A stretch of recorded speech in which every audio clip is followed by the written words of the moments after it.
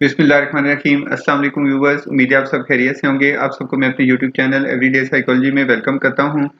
आज हम स्टडी करेंगे ऑब्जर्वेशन का पार्ट 1 और इसमें हम स्टडी करें डायरेक्ट ऑब्जर्वेशन, जिसमें further participant observation, structured observation, field experiment and more specifically we will study observation with and without intervention. आगे बढ़ने से पहले मेरे चैनल को सब्सक्राइब कर लें और बेल आइकन को प्रेस कर लें ताकि आपको अपकमिंग वीडियोस मिलती रहें। जब बात करते हैं ऑब्जर्वेशन की, तो इसके टू ब्रॉडर कैटेगरीज हैं, इसकी टू मेथड्स हैं, the direct observation and indirect observation. और आज हम स्टडी करेंगे डायरेक्ट ऑब्जर्वेशन को। जब डायरेक्ट ऑब्जर्वेशन की बात करते हैं, it is further classified into two categories. The first is without intervention, which is also known as naturalistic observation, and the second one is with intervention. And observation with intervention is further divided into three categories: participant observation, structured observation, and field experiment. And then finally we divide participant observation into two parts: disguised and undisguised. तो हम इसकी जो तमाम parts हैं observation की, इसकी जो different types हैं डायरेक्ट ऑब्जर्वेशन की, इनको हम स्टडी करेंगे। सबसे पहले बात करते हैं डेफिनेशन ऑफ साइंटिफिक ऑब्जर्वेशन। वैसे तो हम जब बात करते हैं डेली लाइफ में, तो हमें पता है कि हम कहते हैं कि किसी इंडिविजुअल के बारे में कि ये बहुत कीन ऑब्जर्वर है, इसकी ऑब्जर्वेशन बहुत बेहतर है।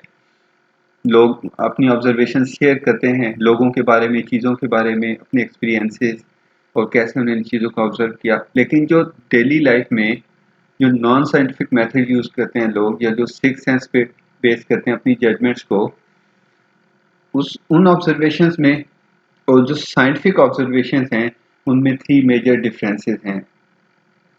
जब हम ऑब्जर्वेशन की बात करते हैं, सोशल साइंसेज और psychology as scientific observation, there are three parts. The first, it should be done under precisely defined conditions. ऐसे नहीं है, आप देखेंगे कि जब लोग बात करते हैं तो वो हर चीज़ के बारे में अपना ओपिनियन देते हैं कि उन्होंने ये ऐसे देखा, उन्होंने सियासत को ऐसे देखा, दुनिया को ऐसे देखा, लोगों को ऐसे देखा। लेकिन जब आप बात करते हैं तो बहुत ब्रॉडर बात करते हैं, ब्रॉडर पर्सपेक्टिव से बात करते हैं। लेकिन साइकोलॉजी में, सोशल साइंसेज में ऐसे नहीं है। आपने बेसिकली बिल्कुल टारगेटेड ऑब्जर्वेशन करनी है कि इन इंडिविजुअल्स को करना है, इस बिहेवियर को करना है, इस सिचुएशन को करना है इन प्रिसाइजली डिफाइंड कंडीशंस। इन कंडीशंस में इन लोगों को ऐसे स्टडी करना है इस जगह पे।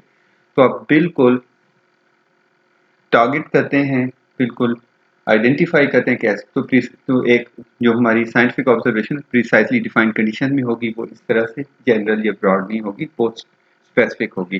Secondly, it should be systematic and objective manner. जब आप बात करते हैं सिस्टमैटिक, इसकी बात यह है कि अगर किसी का आईक्यू बहुत बेहतर है तो उसने बहुत अच्छा ऑब्जर्व कर लिया, बिहेवियर्स को इंटरप्रेट कर लिया, नहीं है तो उस तरह से नहीं बात। लेकिन जब सिस्टमैटिक की बात करते हैं तो इसका मतलब एक मेथडोलॉजी है, एक प्रोसीजर है जिसको सभी सोशल साइंटिस्ट यूज कर सकते हैं और उसी तरह से बिहेवियर्स को स्टडी कर सकते हैं। That's why it's a social science. हम जब उसकी बात करते हैं तो कोई भी चाहे अक्रॉस द वर्ल्ड, वो अगर यही मेथड्स, यही प्रोसीजर्स यूज करे तो उसी तरह से बिहेवियर्स को आप स्टडी कर सकते हैं। और ऑब्जेक्टिव मैनर, ऑब्जेक्टिव ये बात हुई कि हम जिस तरह के ग्लासेस पहनते हैं उसी तरह की दुनिया नजर आती है हमें। वो अगर ब्लैक कलर के हों तो दुनिया तो ब्लैक नहीं होती, लेकिन हमें ब्लैक ही नजर आती है। इसका मतलब ये है कि हमारी जो पर्सनल बाइसेस हैं, हमारी लाइकिंग और डिसलाइकिंग है, वो सारी इफेक्ट करती हैं हम दुनिया को किस नज़र से देखते हैं। ठीक है, तो अब देखने की बात है कि आप किस तरह से चीज़ों को ऑब्जर्व करते हैं। लेकिन जब बात करते हैं आप साइकोलॉजी की, साइकोलॉजिकल ऑब्जर्वेशंस की, सोशल ऑब्जर्वेशंस की, तो उसकी बात करते हैं तो उसमें सब्जेक्टिविटी नहीं है, आपकी अपनी पर्सनल पसंद नापसंद नहीं है, उसमें बेसिकली है ऑब्जेक्टिविटी। इसलिए मल्टीपल रेटर्स को यूज़ करते हैं हम ऑब्जर्व करने के लिए, ताकि उसमें ऑब्जेक्टिविटी हो सके और सब्जेक्टिविटी इन्वॉल्व ना हो। तो वो बहुत ऑब्जेक्टिव होती है, अनबाइस्ड होती है, वो बिल्कुल न्यूट्रल ऑब्जर्वेशंस होती हैं जो साइंटिस्ट, सोशल साइंटिस्ट और साइकोलॉजिस्ट करते हैं। और थर्ड, उसमें अहम बात है विद केयरफुल रिकॉर्ड कीपिंग, कि प्रॉपर उसको क्वांटिफाई भी किया जा सकता है। आप क्वांटिटेटिव इंफॉर्मेशन, क्वांटिटेटिव रिकॉर्ड्स भी ले सकते हैं और क्वालिटेटिव भी ले सकते हैं। आप जो डायरेक्ट ऑब्जर्वेशंस हैं उनके नैरेटिव रिकॉर्ड्स भी मेंटेन कर सकते हैं और आप क्वांटिफाई भी कर सकते हैं, उसकी फ्रीक्वेंसी ले सकते हैं, उसको आप मेजरमेंट स्केल्स यूज करके प्रॉपर इंफॉर्मेशन ले सकते हैं, क्वांटिफाई भी कर सकते हैं। तो वो जो इंफॉर्मेशन है जो कि साइंटिफिक है उसमें ये 3 क्वालिटीज होती हैं। फिर जब बात करते हैं गोल्स ऑफ साइंटिफिक ऑब्जर्वेशन की, उसका जो सबसे सुपरलेटिव ऑब्जेक्टिव है ऑब्जर्वेशन का, वो तो है to describe behaviour in an authentic way, fully, accurately. तो हम बेसिकली जिस तरह से सोसाइटी में बिहेवियर्स होते हैं आप उनको उसी तरह से डिस्क्राइब कर देते हैं सोसाइटी के साइंटिस्ट, और उनको उसी तरह से इंटरप्रेट कर लेते हैं जिस तरह से वो हो रहे होते हैं। तो हम कहते हैं कि और बिहेवियर को एक्यूरेटली, चाहे वो कंज्यूमर बिहेवियर्स हों, चाहे वो आप देखें जो आजकल पेंडेमिक है उसमें जो एसओपीज लोग फॉलो करते हैं मार्केट में नहीं करते, आप उस पर ऑब्जर्वेशन स्टडी कर सकते हैं। तो जैसे एक्चुअल बिहेवियर्स हैं आप उसी तरह से उनको कंप्लीट लोगों के बिहेवियर्स को फुली एंड एक्यूरेटली स्टडी करते हैं through observational behaviour, observational research. और फिर इसमें जब बात करते हैं तो हम बेसिकली सैम्पलिंग करते हैं, क्योंकि आप देखें कि ऐसा नहीं हो सकता कि हम जो जब रिकॉर्ड कीपिंग करते हैं, लोगों की बिहेवियर्स को ऑब्जर्व करते हैं और उसकी हम जो है उनके बिहेवियर्स को नोट करते हैं, तो ये इसकी पॉसिबिलिटी नहीं है कि हम लोगों के बिहेवियर्स को बहुत प्रोलॉन्ग ड्यूरेशंस तक स्टडी कर सकें। इवन आप जो सीसीटीवी यूज़ होते हैं उसमें भी आप देखते हैं कि उनकी एक रेंज है, इतने डेज तक, अब कितने डेज तक उनका जो रिकॉर्ड है वो मेंटेन कर सकते हैं। कोई अनलिमिटेड की बात नहीं है, सर्टेन लिमिट्स हैं। आपकी डिवाइसेस से भी अगर आप लोगों के बिहेवियर्स को ऑब्जर्व करते हो तो उसमें ये है कि जब हम क्या करते हैं कि जो रिसर्चर्स हैं वो कंप्लीट रिकॉर्ड्स तो ऑब्टेन नहीं कर सकते, and then obviously they need to have a sample of representative representative sample of the behaviours. तो वो फिर क्या करते हैं कि ऐसा सैंपल सिलेक्ट करते हैं उस बिहेवियर। उसकी मैं आपको एक एग्जांपल देता हूँ। देखें अगर एक टीचर है तो उसकी तो एक सर्विस लेंथ होगी। फॉर एग्जांपल एक टीचर की 20 ईयर्स सर्विस लेंथ है।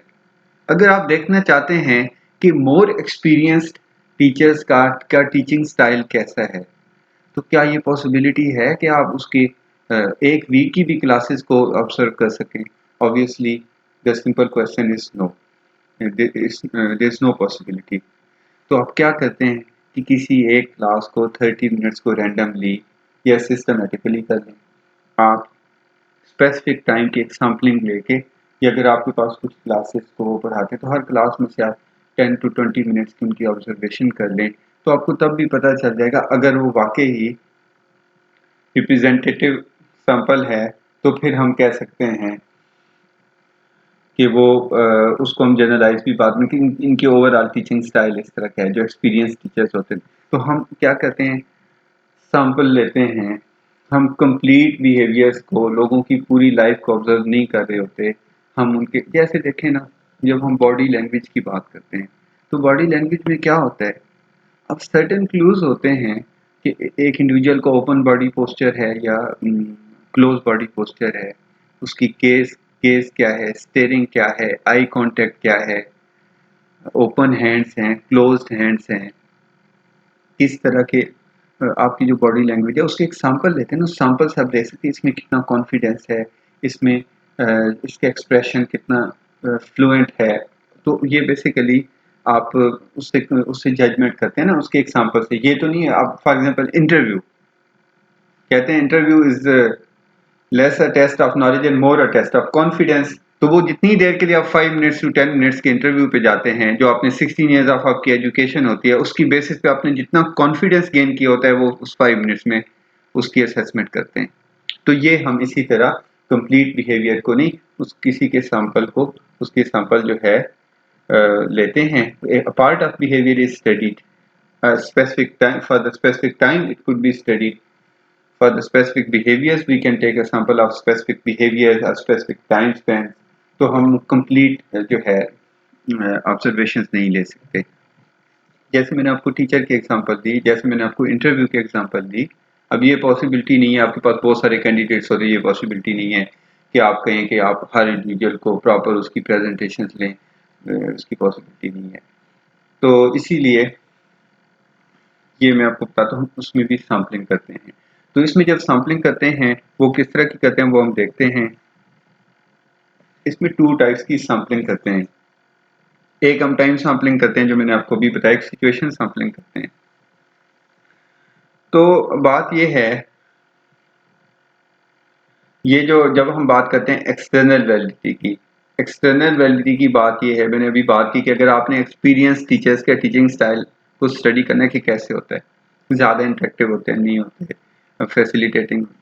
तो खैर अगर आप देखते हैं तो आप कितने टीचर्स का देख लें, 30 का देख लेंगे, 10 का देख लें, 20 का, 50 का देख लेंगे, और उसकी बेसिस पे आप जर्नलाइजेशन कर देंगे। वो जो 50 का आप रिप्रेजेंटेटिव सैंपल लेंगे, उसकी बेसिस पे आप डिसीजन लेंगे कि जो एक्सपीरियंस टीचर्स हैं, लेट्स से कि वो आपके पास 5000 हैं, तो उन 50 की बेसिस पे आप 5000 पे जर्नलाइज करेंगे अपने results, beyond the person, beyond the context, settings के। ये इसलिए ये डिपेंड करता है कि आपका जो सैंपल था वो कितना रिप्रेजेंटेटिव था।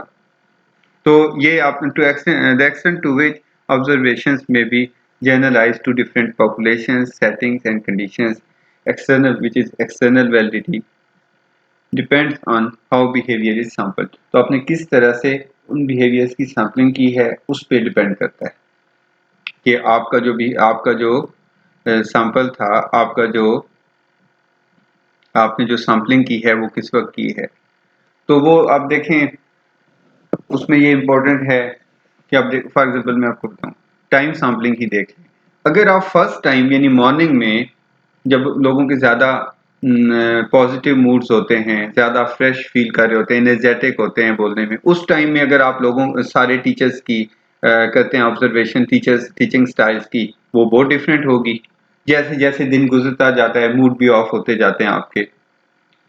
मॉर्निंग में जैसे हमें रिसर्च कंफर्म करती है, मॉर्निंग में ज़्यादा हमारे प्लेजेंट मूड्स होते हैं, और वो जैसे ही दिन गुजरता जाता है तो हमारे मूड्स इतने इतने प्लेजेंट से अनप्लेजेंट की तरफ जाते हैं, इतने प्लेजेंट नहीं होते जितने मॉर्निंग में होते हैं, अगर हम कंपैरिजन करें 2 टाइम्स का।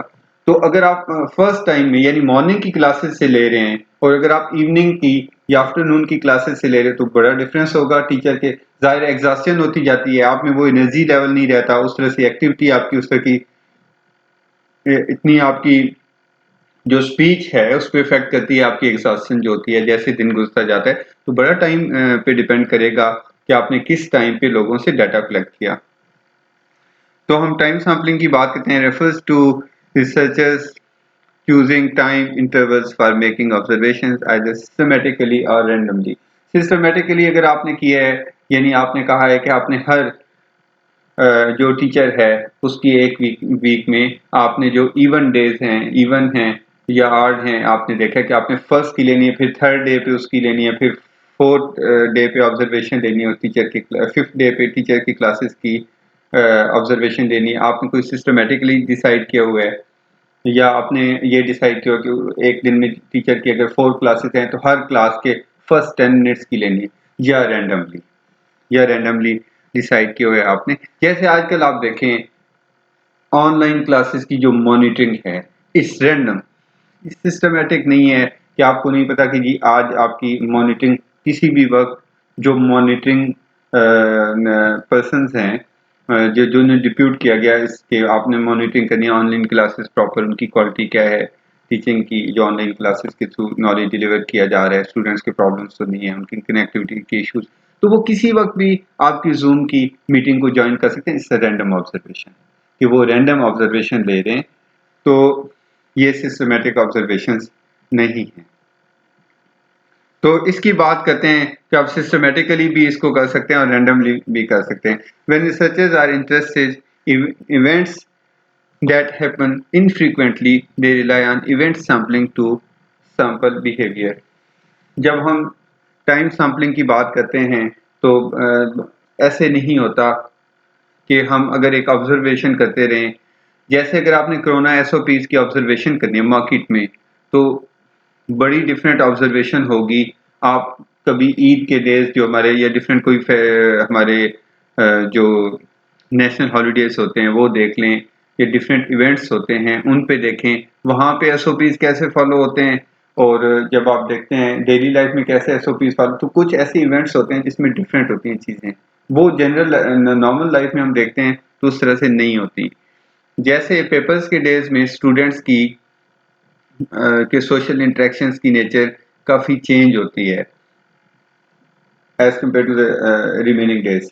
तो इसलिए कुछ स्पेसिफिक जो इवेंट्स होते हैं, अब अगर आप देखते हैं कि आप टाइम्स, तो वो एक जो कि एक स्पेसिफिक टाइम पे होते हैं, आप जनरल टाइम पे अगर सैम्पलिंग करते हैं, रैंडमली करते हैं, ये सिस्टमेटिकली, तो वो स्पेसिफिक इवेंट्स आप मिस कर देते हैं। तो इसलिए आप क्या करते हैं, समटाइम्स इवेंट सैम्पलिंग करते हैं कि इन स्पेसिफिक इवेंट्स में लोग किस तरह से बिहेव कर रहे होते हैं। जैसे अगर आप देखें फॉर एग्जांपल, ये हमारे यहाँ कॉन्सेप्ट्स हैं, डिफरेंट जो रिचुअल्स होते हैं, और आप देखें फॉर एग्जांपल जो होम्स हैं उनमें बर्थडेज कैसे सेलिब्रेट किए जाते हैं, तो वो उनमें एनिवर्सरीज को कैसे सेलिब्रेट करें, दिस इवेंट सैम्पलिंग, उसमें जो लोग हैप्पीनेस फील कर रहे होते हैं उस स्पेसिफिक इवेंट में, वो डेली लाइफ से डिफरेंट होता है। हो सकता है एक पर्सन इंट्रोवर्ट है, लेकिन जब वो किसी की बर्थडे सेलिब्रेट करें, आप किसी मैरिज को अटेंड करें, आपके बिहेवियर डिफरेंट होते हैं। तो समटाइम्स हम टाइम सैम्पलिंग की जगह इवेंट सैम्पलिंग करते हैं। फिर बात करते हैं सिचुएशन सैम्पलिंग की, जिसमें हम डिफरेंट लोकेशंस में और डिफरेंट सर्कमस्टांसेस में और कंडीशंस में लोगों के बिहेवियर्स को स्टडी करते हैं, और उसमें आप देखते हैं कि लोग किस तरह से बिहेव करते हैं डिफरेंट सिचुएशंस में और डिफरेंट सर्कमस्टांसेस में और डिफरेंट कंडीशंस में। जैसे आप देखें कि इंटरव्यू की टाइप है स्ट्रेस इंटरव्यू। स्ट्रेस इंटरव्यू में आपको कोई प्रैक्टिकल स्ट्रेसफुल कंडीशंस दी जाती हैं, और उन्हें कहा जाता है आप इसमें कैसे आप बिहेव करेंगे, इसको कैसे, इस सिचुएशन को कैसे हैंडल करेंगे। तो अब देखते हैं कि मैनेजर की जो स्ट्रेसफुल कंडीशंस को रिस्पॉन्ड करने की, रिस्क को रिस्पॉन्ड करने की एबिलिटी क्या है। यानी अगर कोई प्रॉब्लम आती है, कोई अनसर्टेनिटी होती है, तो मैनेजर किस तरह से बिहेव करेगा, क्योंकि हमेशा सर्टेनिटी तो नहीं होती। तो वो एक स्ट्रेस इंटरव्यू जो है, इसका मतलब आप डिफरेंट सर्कमस्टांसेस में, डिफरेंट कंडीशंस में और डिफरेंट लोकेशंस में लोगों के बिहेवियर्स को स्टडी करते हैं। फिर जब सिचुएशन सैम्पलिंग करते हैं आप, तो it enhances the external validity of findings. जाहिर है जब आप real life, daily life scenario, different scenario से को ऑब्जर्व करते हैं, तो हम उनको अप्लाई कर सकते हैं, जनरलाइज कर सकते हैं, उनको जनरलाइज कर सकते हैं। तो फॉर एग्जांपल आप आजकल अगर देखें तो सबसे ज़्यादा जो जहाँ पे क्राउड होता है, वो आप देख सकते हैं कि वो आपके जो शॉपर्स हैं जहाँ पे, या आपके जो अपना कंज्यूमर्स हैं, कस्टमर्स हैं, मार्केट में होता है। अगर आप देखें कि मार्केट में कोई मास्क नहीं पहनता, तो आप कैसे एज्यूम कर सकते हैं कि वो इंडिविजुअल अपनी डेली लाइफ में मास्क पहनते होंगे, अपने दोस्तों से मिलने, किसी एक को मिलने जाते हैं तो मास्क पहनते होंगे, जो एक मार्केट में आके नहीं पहनते, जहाँ पे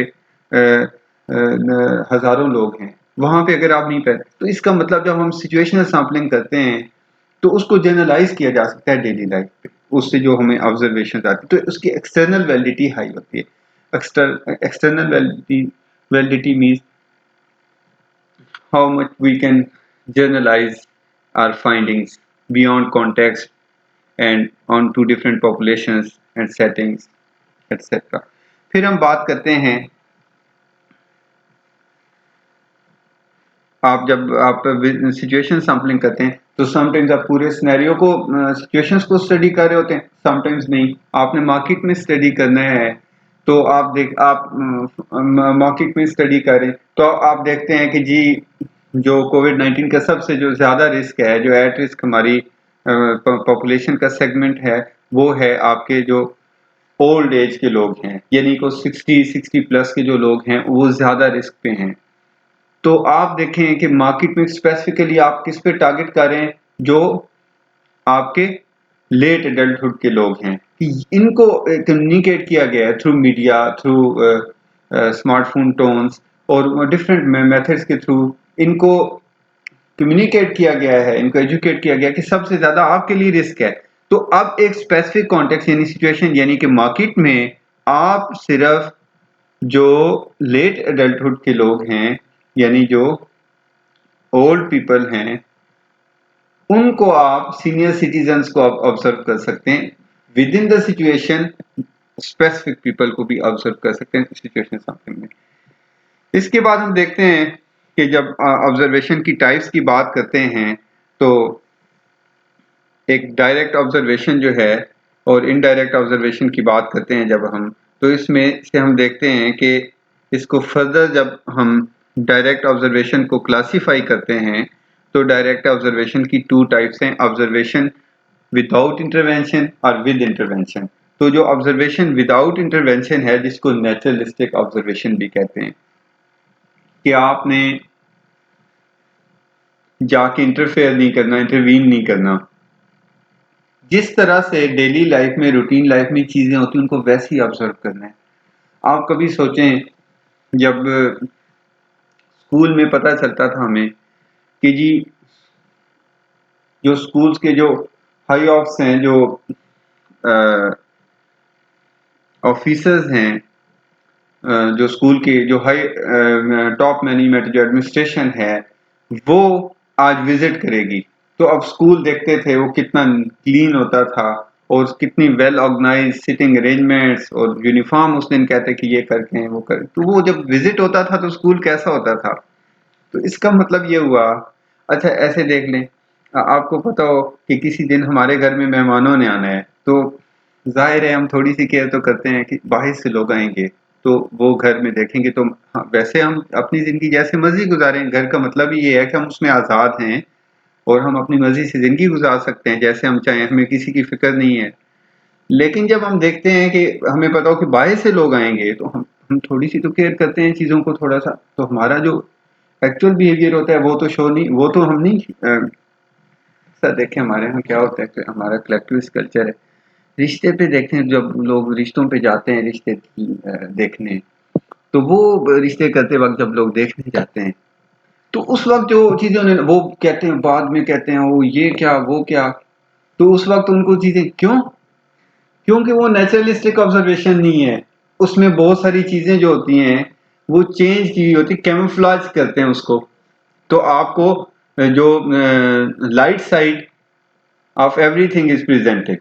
The dark side is ignored or camouflaged or intentionally hidden because it's not a naturalistic observation.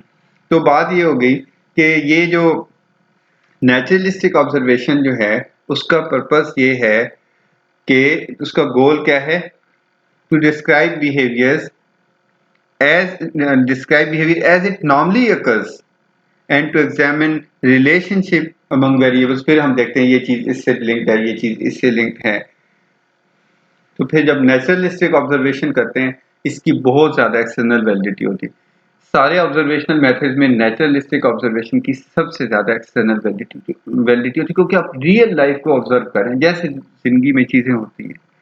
तो इसमें जब आप देखते हैं कि हम एक्सपेरिमेंट्स यानी लॉन्च नहीं कर सकते अपनी सोसाइटी में, उसमें कुछ प्रॉब्लम्स आते हैं और डिफरेंट टाइप्स की सर्वे डिसाइड नहीं करता, तो हमारे पास एक बड़ा अच्छा ऑप्शन होता है नेचुरलिस्टिक ऑब्जर्वेशन का, कि जैसे चीज़ें सोसाइटी में हो रही हैं आप उसी तरह से उनको ऑब्जर्व कर लें।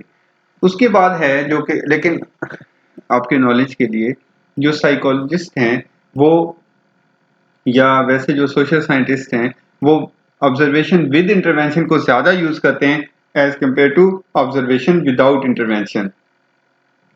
तो जो ऑब्जर्वेशन विद इंटरवेंशन है इसकी फर्दर 3 टाइप्स हैं, पार्टिसिपेंट ऑब्जर्वेशन है, स्ट्रक्चर्ड ऑब्जर्वेशन है और फील्ड एक्सपेरिमेंट है। हम उनको वन बाय वन डिस्कस करेंगे। सबसे पहले है पार्टिसिपेंट ऑब्जर्वेशन। अनडिस्गाइज्ड पार्टिसिपेंट ऑब्जर्वेशन, आप पहले बता देते हैं कि हम यहाँ पे ऑब्जर्वेशनल स्टडी करेंगे।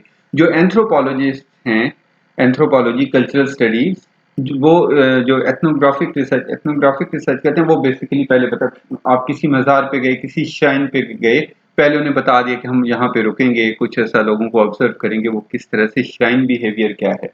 तो जो एंथ्रोपोलॉजिस्ट हैं वो मोस्टली अनडिस्गाइज्ड पार्टिसिपेंट ऑब्जर्वेशन करते हैं, लेकिन साइकोलॉजी में अनडिस्गाइज्ड पार्टिसिपेंट ऑब्जर्वेशन से ज़्यादा डिस्गाइज्ड की जाती है, because we know the problem of reactivity.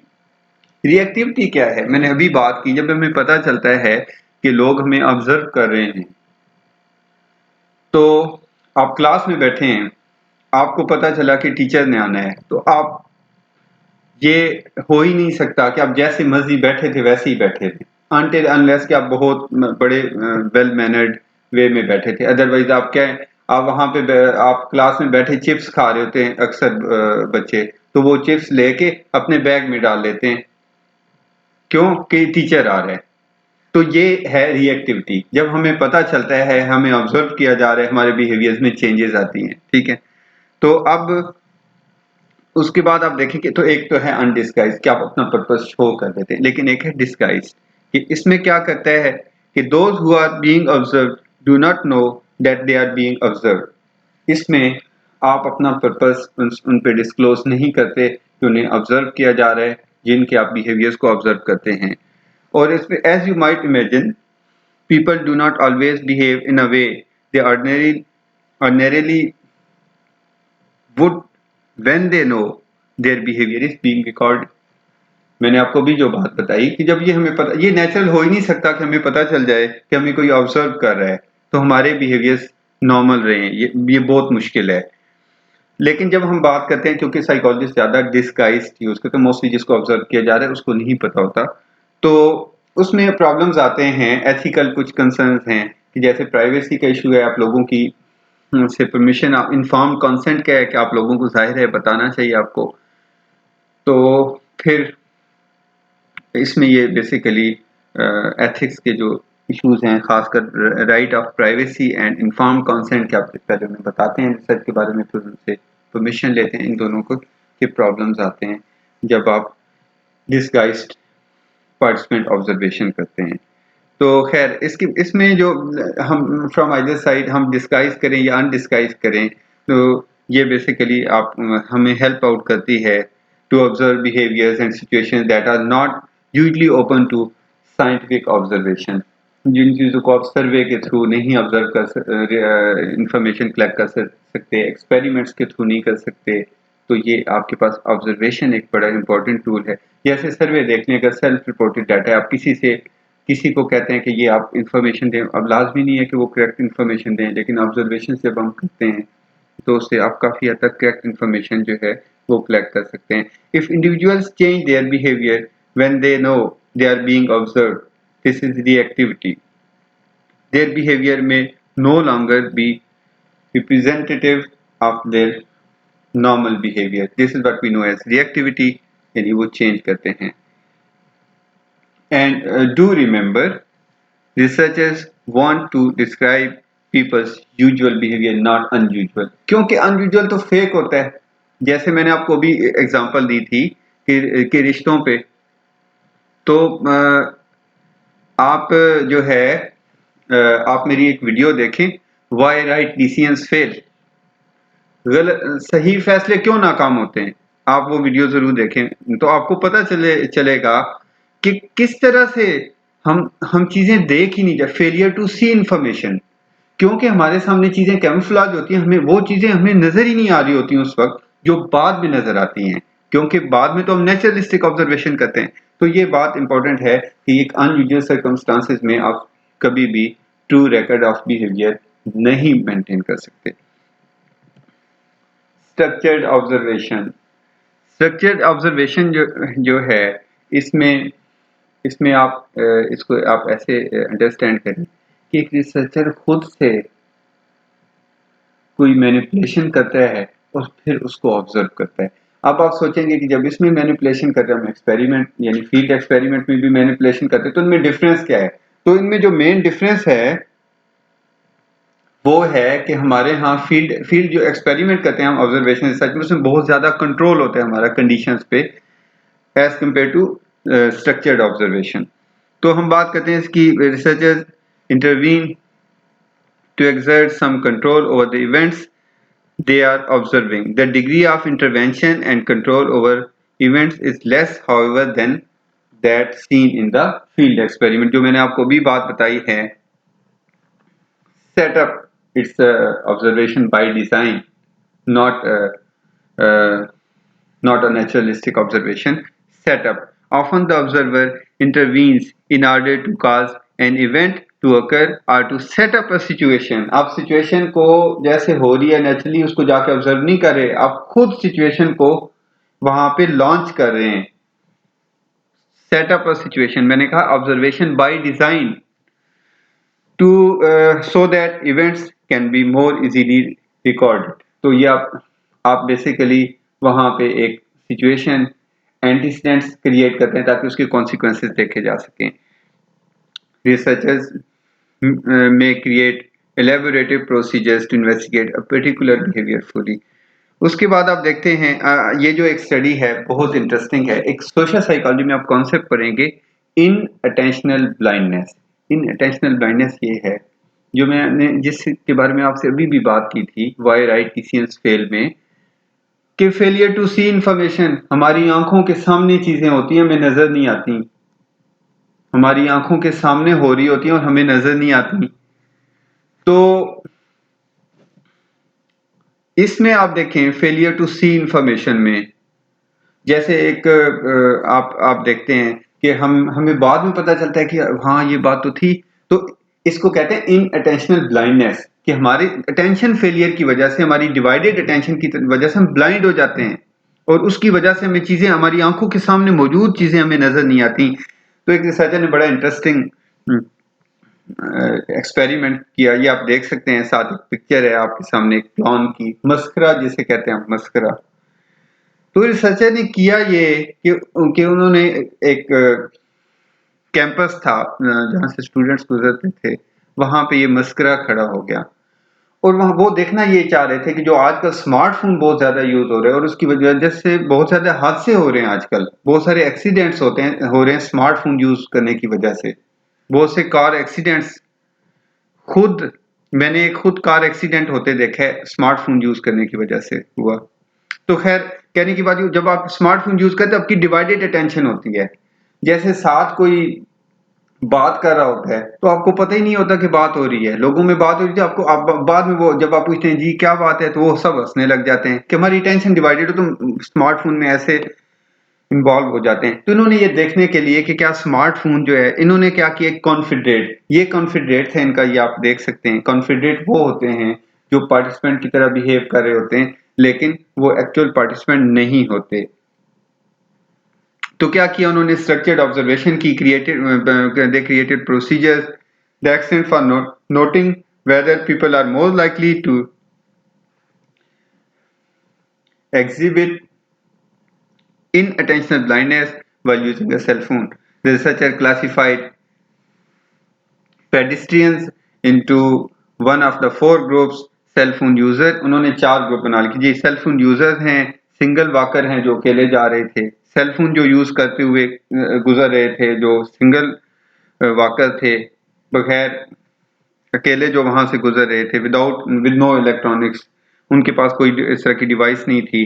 Walking singly while listening to music, कुछ ऐसे हैं जो कि MP3 प्लेयर से जो म्यूजिक सुन रहे थे, और वॉकिंग एज अ पेयर, और जो दो इकट्ठे दोस्त गप्पे लगा के जा रहे थे.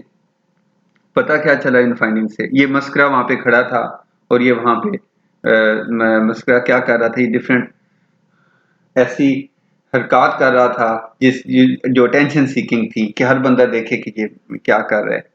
तो जैसे आप देखें, हमें याद है कि हमारे कैंपस में, यूनिवर्सिटी के कैंपस में, एक लड़का अरेबिक लिबास पहन के और वही उस तरह का उसका गेटअप होता था, हर बंदे की उसकी तरफ अटेंशन जो है ना वो फोकस हो जाती क्योंकि यूनिक होता था. तो इन्होंने देखा कि ये इन अटेंशन, तो हमें क्या पता चला, only 25% cell phone user notice the clown. तो इस मस्करे को जो 100 सेलफोन यूजर्स वहां से गुजरे उनमें से सिर्फ 25% ने 1/4 ने नोट किया कि वहां पे कोई मस्करा मौजूद था, जबकि 51% जो पेडिस्ट्रियंस थे जो अकेले वहां से गुजर रहे थे उन्होंने किया, 61% जो म्यूजिक सुन रहे थे उन्होंने किया और 71% जो दो इकट्ठे जा रहे थे आपस में बातचीत करते हैं। इससे हमें पता चला कि जो हमारा स्मार्टफोन यूज है वो बहुत अटेंशनल डेफिसिट क्रिएट करता है और हमारी अटेंशन डिवाइडेड हो जाती है, सिलेक्टिव अटेंशन नहीं फोकस करते और इन अटेंशनल ब्लाइंडनेस होती है, जिसकी वजह से मैंने आपको बताया कि समटाइम्स एक्सीडेंट होते हैं, पता नहीं चलता कि आप फोकस कर रहे होते हैं।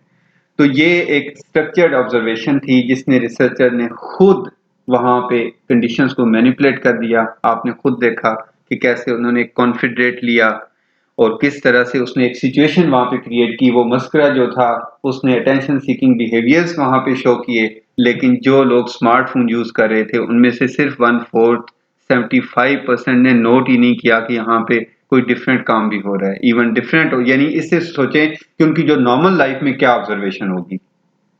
तो ये बहुत बड़ा, बल्कि आजकल एक नया बिहेवियर स्टडी करें स्मार्टफोन से रिलेटेड, फबिंग।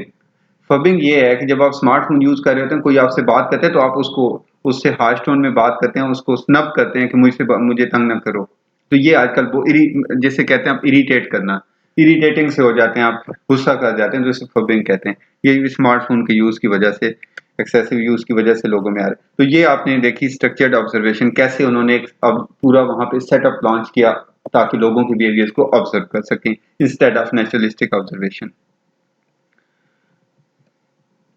उसके बाद बात करते हैं फील्ड एक्सपेरिमेंट की। और फील्ड एक्सपेरिमेंट आप देखते हैं, आप देखिए बाइस स्टैंडर्ड इफेक्ट एक बहुत मशहूर कॉन्सेप्ट है, थ्योरी है साइकोलॉजी में, सोशल साइकोलॉजी में, कि एक रोड पे और उसको बाद में रेप्लिकेट किया गया कि एक रोड पे कॉन्फिडेंट था, उसको कहा वो गिरा। पहले एक प्रैक्टिकल ऐसा इंसिडेंट हुआ कि एक इंडिविजुअल गिरा और मर गया रोड पे, और वो क्राउडेड था, वहां पे लोग गुजरे और उन्होंने नहीं उसको उठाया, तो उन्होंने कहा, कहते हैं डिफ्यूजन ऑफ रिस्पॉन्सिबिलिटी। बाद में उसको उन्होंने रेप्लिकेट भी किया और उन्होंने वहां से एक फिनोमिनन इंट्रोड्यूस करवाया। जैसे आपने एक देखा, ये यहाँ पे जैसे आप देख सकते हैं एक पिक्चर में कि एक इंडिविजुअल जो है वो नीचे गिरा पड़ा है और वहां से गुजरते हुए लोग कह रहे हैं ही विल बी ओके, और वो कह रहे हैं समवन वुड हेल्प हिम। तो ये हर बंदा कहेगा डिफरेंट ऑफ की कोई ना कोई तो उसकी मदद कर ही देगा। तो इस उससे उन्होंने, सोशल साइकोलॉजिस्ट ने क्या इंट्रोड्यूस करवाया कि states that individuals are less likely to offer help to a victim when there are other people present. क्योंकि डिफरेंट ऑफ रिस्पॉन्सिबिलिटी आती है, हर बंदा कहता है कि दूसरा ही कर देगा कोई। तो इसको फील्ड एक्सपेरिमेंट के थ्रू रेप्लिकेट भी किया गया। आपको एक फील्ड एक्सपेरिमेंट की मैंने एग्जांपल दी कि कैसे एक बंदा जाके गिर गया और वहां से कॉन्फिडेंट और लोग गुजरते रहे, और बाद में उन्होंने आगे जाके उन लोगों से पूछा कि वहां पे कोई गिरा हुआ था, आपने देखा तो आपने क्यों नहीं, तो फिर उससे ये इन्होंने रिपीटेड फील्ड एक्सपेरिमेंट से ये प्रूव किया बाई स्टैंडर्ड इफेक्ट कि अगर कोई बंदा ट्रबल में है कोई, तो वहां पे एक ही अगर इंडिविजुअल मौजूद है तो 100% चांसेस हैं कि वो उसकी हेल्प करेगा। और अगर ज्यादा लोग हैं, क्राउड है, तो ज्यादातर लोग रिस्पॉन्सिबिलिटी डिफ्यूज हो जाएगी तो कोई नहीं हेल्प करे। तो जो फील्ड एक्सपेरिमेंट हैं जिसमें रिसर्चर एक्चुअल सेटिंग में यानी फील्ड में सिचुएशन में क्या करते हैं कि वो एक इंडिपेंडेंट वेरिएबल को मैनिपुलेट करते हैं, कैसे वहां पे उन्होंने एक ट्रबल क्रिएट की, उसको मैनिपुलेट किया और वहां से लोग गुजरे और फील्ड एक्सपेरिमेंट लॉन्च किया, और उसके बाद ऑब्जर्व किया कि लोगों के हेल्पिंग बिहेवियर लोग शो करते हैं ये नहीं करते। और जब ऑब्जर्वेशनल मेथड की बात करते हैं तो नेचुरलिस्टिक ऑब्जर्वेशन से आप गए, फिर आपने देखा पार्टिसिपेंट ऑब्जर्वेशन, और फिर उसके बाद आपने सिस्टमेटिक ऑब्जर्वेशन। तो सबसे ज्यादा स्ट्रक्चर्ड ऑब्जर्वेशन ये होती है field experiment. The field experiment represents the most extreme form of intervention in observational method. Researchers exert more control in field experiments when they manipulate an independent variable। तो ये आपसे बात की इस तरह से होता है field experiment.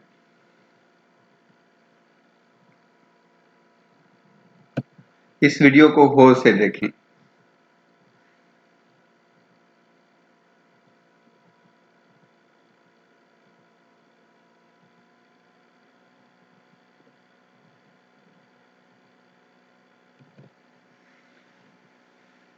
You have 5 seconds to reply. Have you observed a gorilla in the video you have just watched? Think for 5 seconds.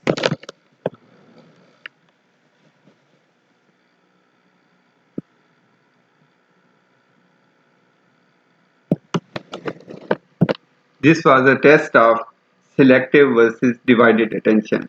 If yes, अगर आपने वाकई इस वीडियो में कोई गरीला देखा है तो it was your selective attention. If no, और अगर आपने उस पे कोई गरीला नहीं देखा तो इसका मतलब ये हुआ डिवाइडेड अटेंशन. आपकी अटेंशन डिवाइडेड थी जब आप वो वीडियो देखी आपने, तो इसको कहते हैं इन अटेंशनल ब्लाइंडनेस. अब जब आप उस वीडियो को बैक करके हम देखते हैं कि उसमें से आप देखें गौर से कि उसमें से क्या हुआ कि जब आप वो ये देखें, यहाँ से आप देखेंगे अभी कि यहाँ पे एक गरीला गुजरता है. जिन लोगों ने की डिवाइडेड अटेंशन थी, जिन्हें इन अटेंशनल ब्लाइंडनेस हुई, उन्होंने वो उसे नहीं ऑब्जर्व कर सके होंगे. ये आपने देखा, ये ब्लैक कलर का सेंटर में.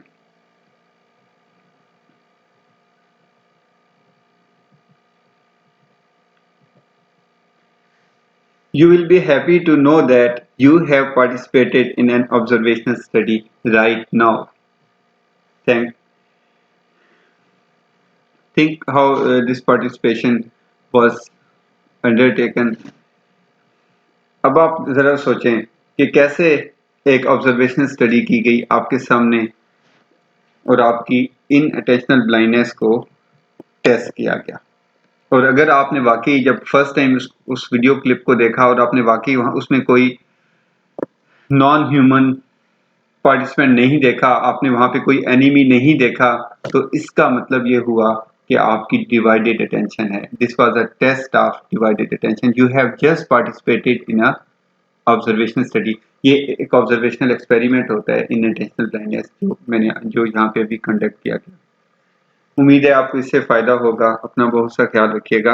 अल्लाह हाफिज़.